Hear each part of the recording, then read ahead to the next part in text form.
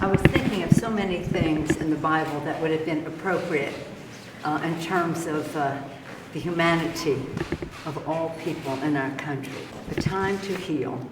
We have had, as a role of President of the United States, the role of Commander-in-Chief, President of the United States, a person who has a responsibility to heal. President George Herbert Walker Bush spoke out under circumstances similar to now when he said this was after the Rodney King beating. President George Herbert Walker Bush said the following: "Those terrible scenes stir us all to demand an end to gratuitous violence and brutality. Law enforcement officials cannot place themselves above the law that they are sworn to defend. It was sickening to see the beating that was rendered, and there's no way in my view, to explain that away. It was outrageous." George Herbert Walker Bush, after the Rodney King beating.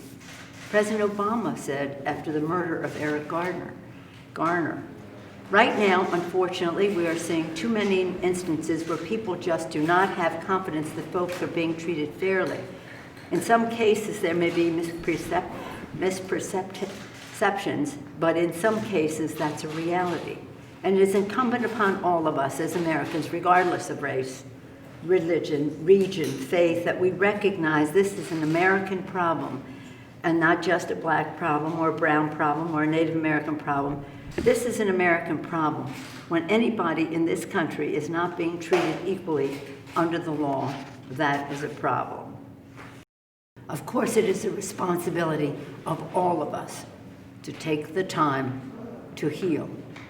We would hope that the President of the United States would follow the lead of so many other presidents before him to be a healer-in-chief and not a fanner of the flame.